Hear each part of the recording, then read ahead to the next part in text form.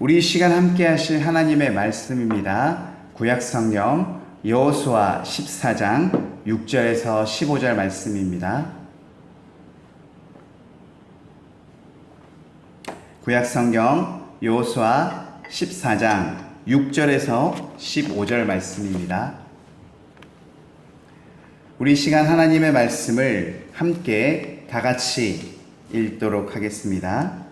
그때 유다 자손이 길갈에 있는 여호수아에게 나아오고 그니스 사람 여분네의 아들 갈렙이 여호수아에게 말하되 여호와께서 기레스 바네아에서 나와 당신에게 대하여 하나님의 사람 모세에게 이르신 일을 당신이 아시는 바라.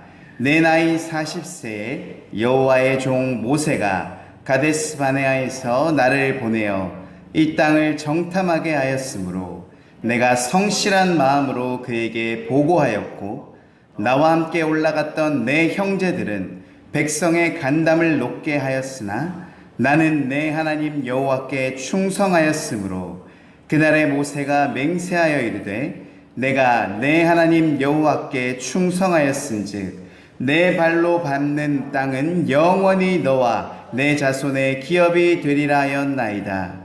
이제 보소서, 여호와께서 이 말씀을 모세에게 이르신 때로부터 이스라엘이 광야에서 방황한 이 45년 동안을 여호와께서 말씀하신 대로 나를 생존하게 하셨나이다.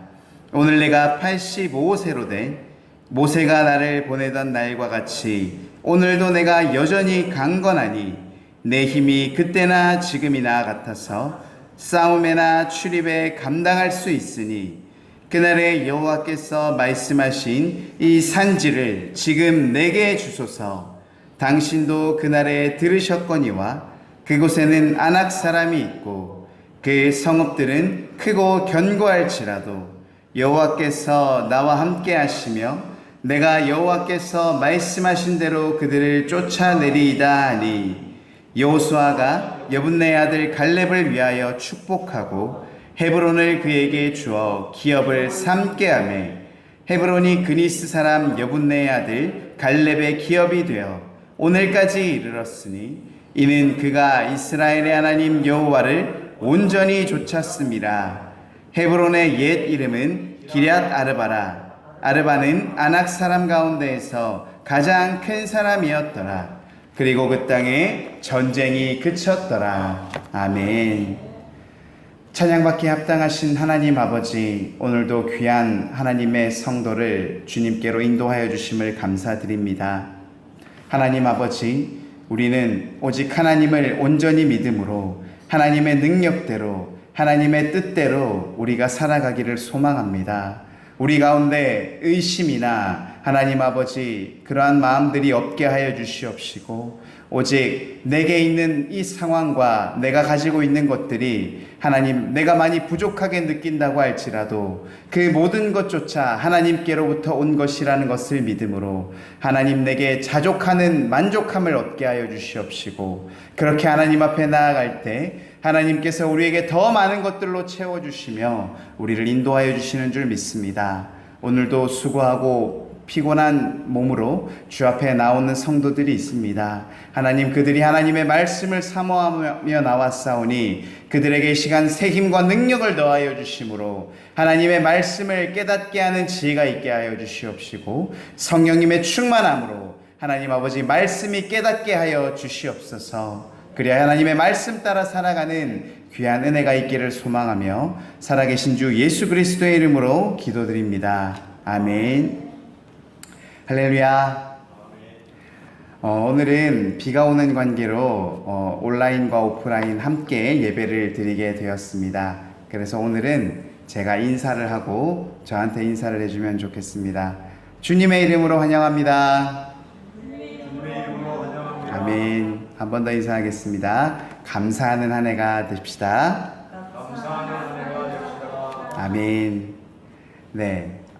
오늘도 하나님 앞에 나오고 싶은 마음들이 너무나도 넘치셨을 텐데 또한 여러 가지 관계상 올 수 없었던 것들을 하나님께서도 다 알고 계실 것입니다. 그렇기 때문에 이 시간 각자가 있는 자리에서 많은 은혜 받으시기를 간절히 소망합니다. 오늘도 우리 성도들을 생각하면서 조금 재미있는 얘기를 준비해 봤는데 반응을 좀 느낄 수가 없어서 조금 아쉽긴 한데요. 여러분들 혹시 이 세상에서 세 가지 귀중한 금이 있다고 하는데요. 혹시 무엇인지 아십니까? 세 가지 중요한 금이 있다고 하는데 혹시 그것이 무엇인지 아십니까? 답은 황금, 소금, 그리고 지금, 이렇게 이 세 가지가 가장 중요한 금이라고 하는데요. 지금 표정들을 오프라인 분들과 온라인 분들 예상을 해보면 무슨 소린가, 이게 무슨 재미있는 얘기인가 생각하실 텐데 아마 주무실 때쯤 피식 웃으실 것이라고 저는 생각합니다. 네. 그런데 어떤 분은 이 얘기가 굉장히 재미있었나 봐요. 그래서 자기가 사랑하는 아내에게도 이 농담을 해주고 싶어서 아내에게 이 세상에서 가장 귀중한 세 가지 금이 무엇인지 묻는 문자를 보냈다고 합니다. 그랬더니 아내에게서 답장이 바로 왔다고 해요. 그 답장이 뭐라고 왔냐면 현금, 지금, 입금, 이렇게 왔다고 합니다. 그래서 남편이 진땀을 흘리면서 방금, 쬐끔, 입금이라고 답장을 했다는 웃지 못할 얘기가 있습니다. 별로 웃음이 안 나오시는 것 같은데 그래도 얼굴에 작은 미소 정도는 그려지시나요? 오늘 하루 자신의 삶이 어땠는지 한번 생각해 보셨으면 좋겠습니다. 오늘 하루가 웃음이 날 만큼, 미소가 그려질 만큼 기쁜 하루였습니까? 아니면 무뚝뚝하고 차가운 얼굴로 한숨 가득한 그런 무표정한 하루였습니까? 우리가 행복해서 웃으면 그것보다 더 좋은 것은 없을 것입니다. 그렇지만 오늘 하루의 내 삶이 그렇게 웃을 만큼 행복하지 못했다면 지금 이 시간 나를 사랑하시고 나를 만나시기를 기뻐하시는 하나님 앞에 우리가 나왔을 때 우리가 찬양하고 기도하고 또한 말씀을 듣는 그 순간은 우리가 모든 근심 걱정은 내려놓고 하나님이 우리를 위해서 지금도 예비하고 계시는 평안을 이 시간 받아 누리시면서 마음의 기쁜 마음으로 하나님의 말씀을 받는 그러한 시간이 되시기를 이 시간 주님의 이름으로 축복합니다. 아멘. 여러분들 혹시 제비 뽑기 해본 적 있으십니까? 저는 몇 번 경험이 있습니다. 그 중에서 가장 기억에 남는 제비 뽑기라고 한다면 제가 중학교 때 했던 제비 뽑기가 생각이 나는데요. 그 제비 뽑기는 이제 한 학기 동안에 내가 어디에 앉을 것인지를 정하는 그러한 제비 뽑기였습니다.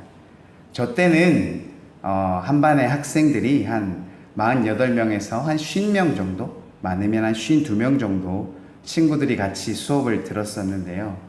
그 중에는 제가 친한 친구도 있었고요. 저랑 친하지 않은 친구도 있었고, 또 제가 좀 같이 하기 싫은 그런 친구들도 있었던 것 같습니다. 그래서 가능하면 내가 나랑 친한 친구를 친구랑 같이 앉고 싶은 마음을 졸여가면서 내 번호도 뽑고 또 그 친구가 어떤 걸 뽑는지 지켜보았던 기억이 있습니다.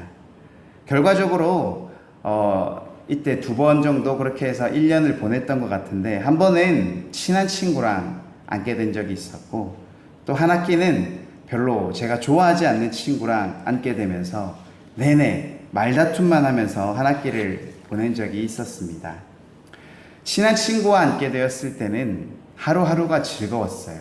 그리고 수업을 들을 때도 더 잘 듣게 되고 그 시간이 너무나도 알차게 보냈었는데 친하지 않은 친구랑 앉게 되었다 보니까 괜히 수업도 더 잘 안 들리는 것 같고 불편하고 빨리 집에 가고 싶은 그런 마음이 컸었습니다.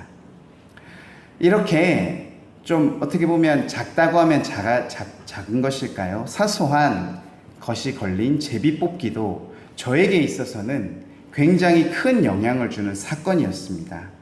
그런데 오늘 본문 말씀에서는요, 하나님께서 이스라엘 백성들을 출애굽시키셨으며 또 그들을 젖과 꿀이 흐르는 가나안 땅으로 인도하셨습니다.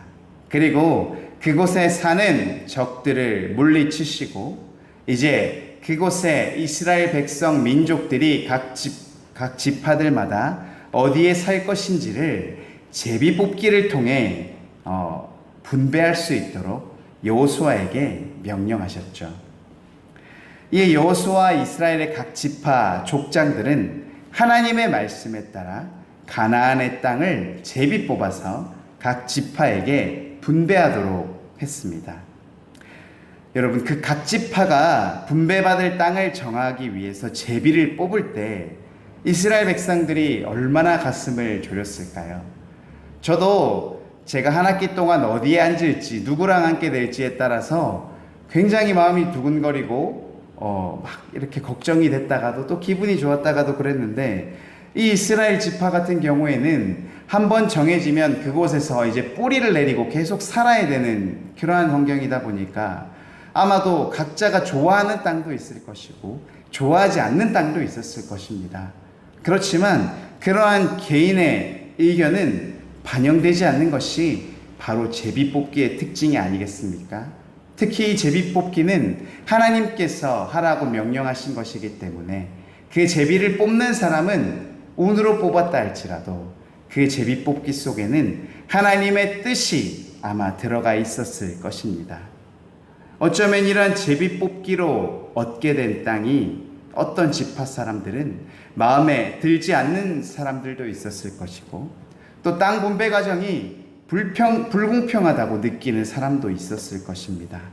그런데 우리가 반드시 기억해야 될 것이 하나 있습니다. 그것은 하나님의 계획과 뜻은 늘 그렇듯이 우리의 판단과 생각을 뛰어넘는다는 것입니다. 내 눈에 저 땅이 좋아 보인다고 할지 몰라도 내가 그곳에 갔을 때 나와 그 땅이 상성이 안 맞을 수 있지 않겠습니까? 우리의 생각과 계획은 이것이 맞는 것 같지만 하나님이 보셨을 때 그것이 아닐 수 있다는 것입니다. 그래서 하나님께서 이미 각 지파들이 잘 살 수 있는 합당한 곳에, 그것에 그들이 만족할 만한 그곳으로 이미 하나님께서는 계획을 하셨다는 것입니다. 우리가 그것들을 믿고 신뢰할 때 감사함으로 받아들일 수 있는데, 그것이 믿어지지 않을 때는 불평과 불만을 하게 된다는 것입니다. 사실 하나님께서 이스라엘 백성들의 신음소리에 귀를 여심으로 그 목소리를 들으시고 모세를 들어 사용하심으로 그들을 출애굽시키시고 이 가나안 땅까지 인도하지 않았다면 그들은 평생 남은 시간 동안을 애굽에서 종으로 살다가 죽을 수밖에 없는 그런 운명이었습니다. 그런 그들에게 이 좋은 땅에서 어디에 살아갈지 정도를 불평불만하는 것은 참으로 이렇게 하나님 앞에 드릴 수 있는 말은 아닌 것 같습니다. 그렇지만 이것은 우리들 또한 마찬가지입니다. 여러분, 우리들은 어떻습니까?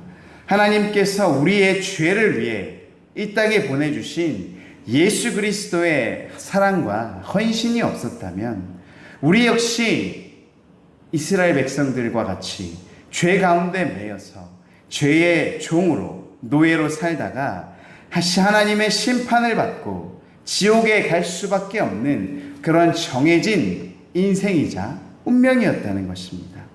그러나 예수 그리스도를 우리가 구주로 믿고 받아들임으로써 우리는 죄사함을 받게 되었고, 하나님과의 깨어진 관계가 회복됨으로 인해서 우리가 천국에서 영생을 누리며 하나님과 함께 기쁨으로 살아갈 수 있다는 그러한 특별한 하나님의 선물을 받게 된 것이 아니겠습니까? 이러한 선물을 받았는데 우리가 이 선물이 내 마음에 들지 않는다고 우리가 내팽개치거나 불평불만할 수 있겠습니까?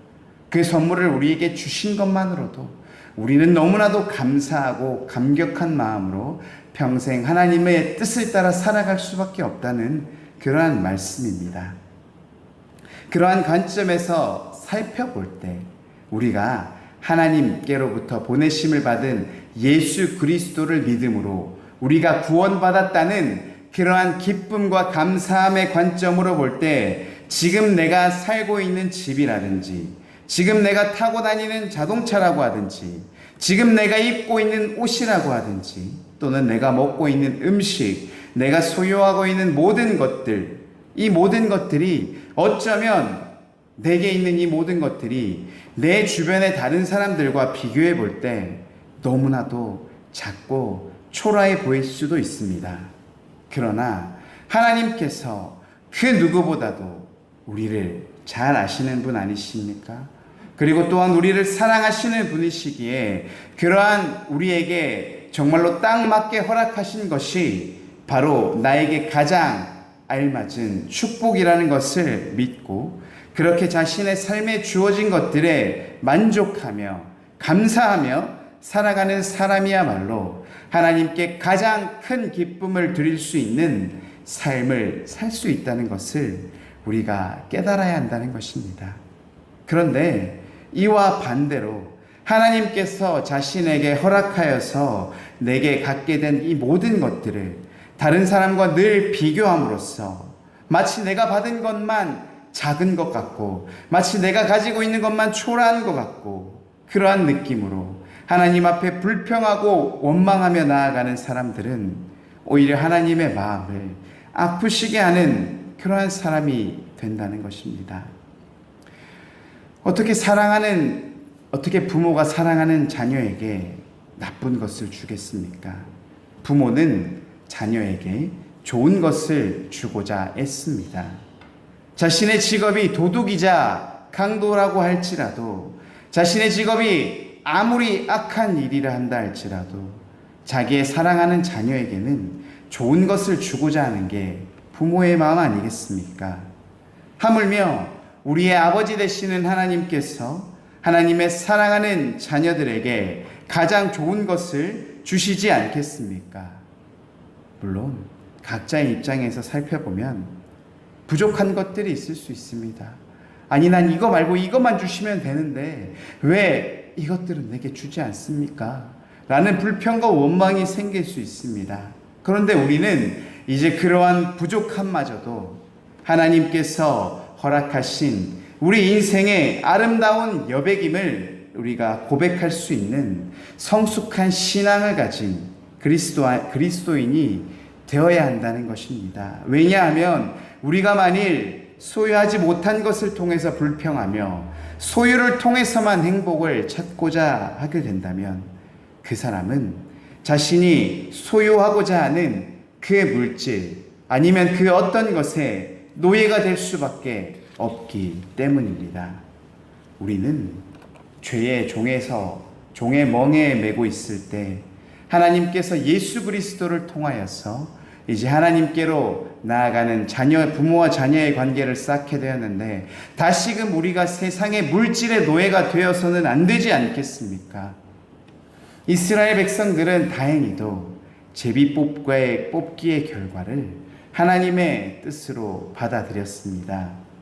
하나님이 허락하신 땅이 나에게 가장 좋은 땅임을 고백했던 이스라엘의 백성들처럼 우리 또한 지금 현재 우리에게 허락하심으로 우리가 가지고 있는 그것들이 나에게 가장 합당한 것임을 믿음으로 고백하는 그러한 마음의 자세가 있어야 할 줄로 압니다.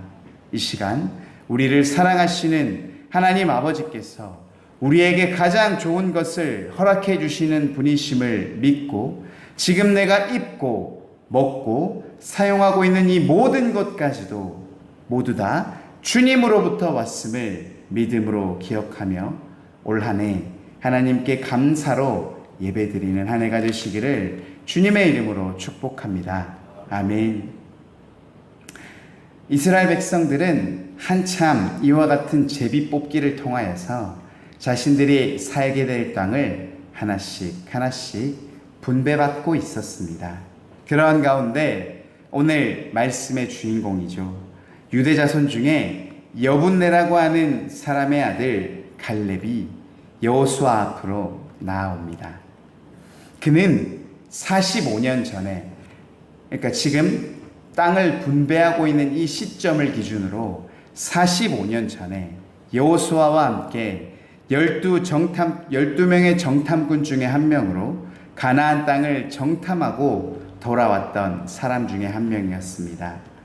그 12명의 정탐꾼 중에 여호수아와 갈렙을 제외하고는 나머지 10명은 가나안 땅을 차지할 수 없다는 그러한 부정적인 보고를 함으로 인해 그 결과 하나님의 진노하심으로 죽게 되었습니다.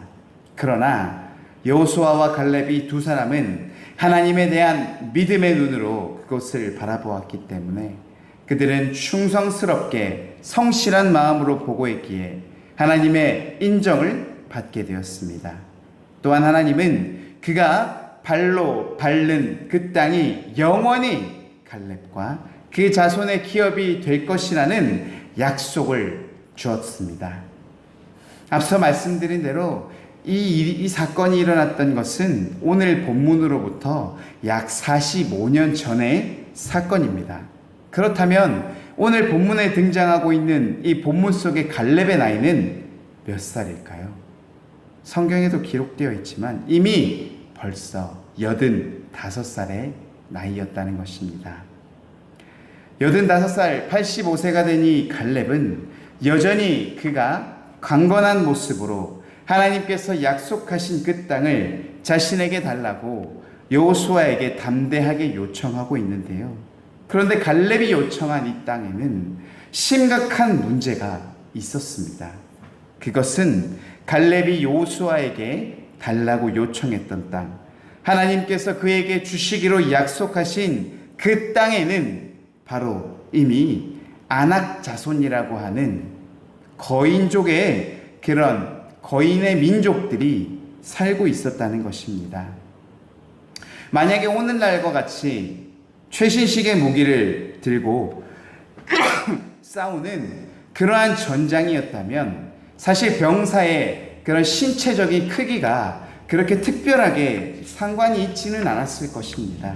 그러나 당시는 칼과 창을 들고 싸웠던 고대의 시대였기 때문에 그러한 시대의 전쟁에서는 키가 크고 팔이 길며 다리가 긴, 즉 신체가 큰 사람일수록 싸움에 훨씬 더 절대적으로 유리했습니다. 따라서 키가 큰 거인족인 아낙 자손은 당시에 대적하여 싸우기에는 너무나도 버거운 상대였습니다. 그것만이 아니라 그들이 머물고 있는 그 성읍도 다른 곳들에 비해 유독 매우 크고 견고했다고 전해지고 있습니다. 더 놀라운 점은 이게 문제의 전부가 아니라는 것입니다. 그 거인 민족이 그리고 그 크고 거대한 성읍을 정복해야 될 이 갈렙의 나이가 이미 85세가 된 85세 노인이었다는 것입니다. 그가 아무리 강건하였다고 할지라도 그가 일상생활을 하는데 무리가 없을지는 모르겠지만 무기를 들고 자신보다 거대한 적과 맞서 싸우는 것에는 아무래도 잘할 수 있는 몸 상태가 아니지 않겠습니까? 그런데 그럼에도 불구하고 갈렙은 다른 땅을 달라고 요구하는 것이 아니라 하나님의 약속에 따라 자신에게 주기로 작정된 산지를 달라고 여호수아에게 요청하고 있다는 사실입니다. 우리 이 시간 본문 12절의 말씀을 함께 읽어봤으면 좋겠습니다. 그날에 여호와께서 말씀하신 이 산지를 내게 주소서. 당신도 그날에 들으셨거니와 그곳에는 아낙 사람이 있고 그 성읍들은 크고 견고할지라도 여호와께서 나와 함께 하시면 내가 필경 여호와의 말씀하신 대로 그들을 쫓아내리이다. 아멘. 이 말씀은 무슨 말씀입니까? 바로 갈렙의 신앙의 고백과도 같은 말씀입니다. 이 말씀을 듣고 혹시 어떤 느낌이 드십니까? 분명히 현실적으로는 불가능한 이유밖에 나와 있지 않습니다. 그럼에도 불구하고 갈렙은 오직 단 한 가지 여호와께서 나와 함께 하시면 아무리 할 수 없는 이유가 많다고 할지라도 나는 할 수 있습니다라는 놀라운 갈렙의 신앙의 고백이 아니겠습니까? 우리 다시 한번 12절 말씀에 나오는 갈렙의 신앙 고백을 한 번 더 자세하게 살펴보도록 하겠습니다. 먼저 그는 현실을 정확하게 분석하고 있었습니다. 자신이 상대하려고 하는 아낙 자손이 얼마나 강한 자인지, 그들이 거하는 거주지 성읍이 얼마나 튼튼한 것인지에 대해서 그는 이 고백을 통해서 잘 알고 있었음을 우리가 알 수 있습니다. 그러나 갈렙의 신앙 고백을 다시 한번 살펴보면 여호와께서 나와 함께 하시면 내가 필경 여호와의 말씀하신 대로 그들을 쫓아내리이다. 갈렙은 자신의 힘과 능력으로 싸워서는 아낙 자손과 싸워서 결코 승리하지 못한다는 것을 그 스스로도 잘 알고 있었습니다. 그는 85의 노인으로서 그가 민족 지파의 다른 젊은이들과 함께 싸운다고 할지라도 그 아낙 자손과 그 큰 성읍과 함께 싸우는 것은 무리라는 것을 알고 있었습니다. 그러나 그럼에도 불구하고 갈렙은 하나님께서 이 불가능해 보이는 전쟁 가운데서 나와 함께하여 주신다면 그 이유 한 가지만으로도 그는 아낙 자손을, 그가 아낙 자손이라도 크고 높은 성읍일지라도 그의 나이가 85세의 늦은 나이라 할지라도 그들을 무찌르고 그 땅에서 그들을 쫓아낼 수 있을 것이라는 믿음의 확신을 가짐으로 자신의 신앙을 고백할 수 있었습니다. 성경을 자세히 살펴볼수록 갈렙이라는 이 인물이 가지고 있는 최고의 능력은 그가 전쟁을 잘하는 것이 아니라는 것입니다.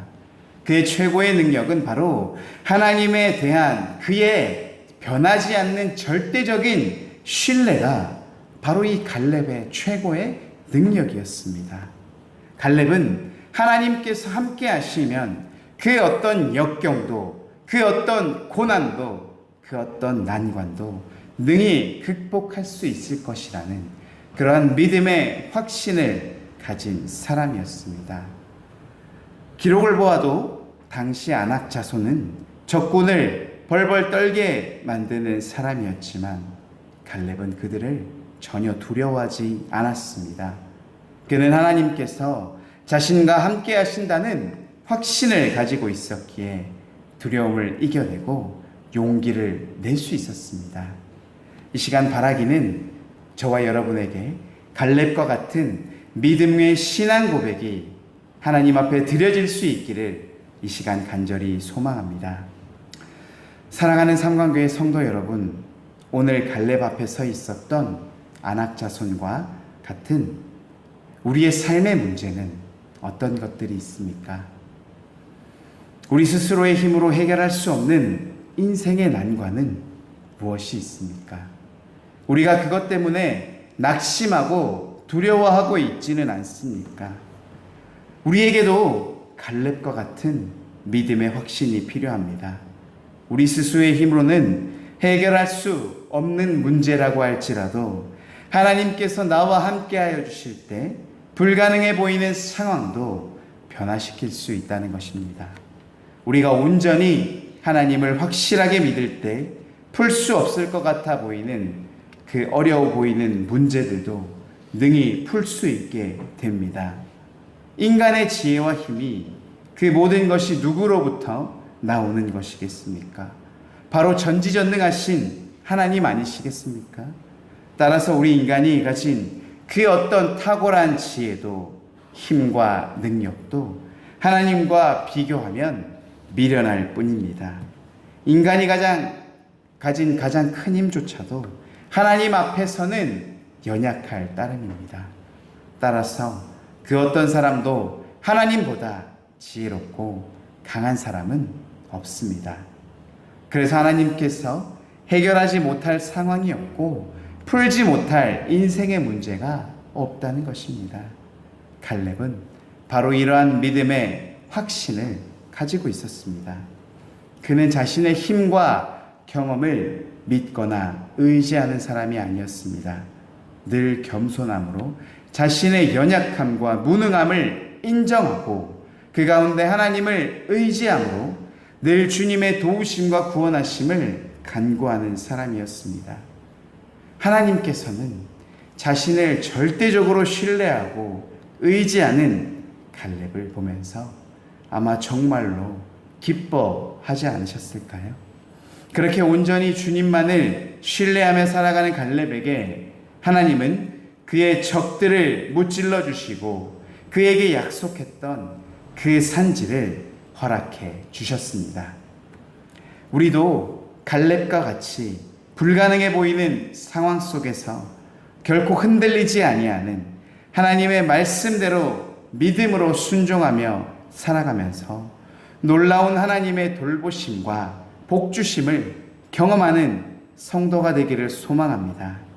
성경에서 말하는 믿음이라는 것은 나 자신에 대한 믿음이 아니라 내 자신의 연약함 가운데서도 오직 하나님 한 분만을 바라보며 그분을 선택하는 것이 바로 믿음인 줄 믿습니다. 그래서 우리 그리스도인들 눈에 보이는 것에 우리 그리스도인들은 눈에 보이는 그런 이익에 끌려다니는 사람이 아니라 보이지 아니하시는 하나님의 인도하심을 따라 살아가는 사람이 아니겠습니까? 오늘날 우리의 믿음은 어떻습니까? 바람에 이리저리 흔들리는 촛불처럼 상황이나 환경에 따라 흔들리는 믿음은 아닙니까? 바람 앞에 꺼지려고 하는 촛불처럼 낙심하고 좌절함으로 꺼지려고 하고 있는 믿음은 아닙니까? 갈렙의 믿음은 상황이나 환경에 따라 달라지지 않았습니다. 그는 자신에게 닥친 모든 악조건을 뛰어넘고 그저 하나님을 신뢰함으로 하나님의 말씀만을 믿고 따라갔습니다. 이러한 믿음을 가진 사람이야말로 바로 세상이 감당할 수 없는, 사단 마귀들이 감당할 수 없는 그러한 하나님의 능력의 사람이 되는 것입니다. 하나님의 믿음의 사람이 되는 것입니다. 이 시간 선포되는 말씀을 통하여서 저와 여러분 모두에게 갈렙과 같이 하나님에 대한 절대적인 믿음의 확신을 가지고 자신만의 신앙 고백을 함으로써 하나님께 기쁨을 올려드리는 귀한 자녀가 되시기를 주님의 이름으로 축복합니다. 아멘. 거룩하신 주 하나님 아버지, 우리를 사랑하심으로 우리와 함께 하시고 우리에게 평안과 은혜와 사랑을 베풀어 주시는 전능하신 하나님 아버지, 감사와 찬양을 올려드립니다. 이 시간 우리에게 귀한 은혜의 말씀을 주신 것을 감사드립니다. 하나님, 우리는 강하다고 할지라도 약한 존재들입니다.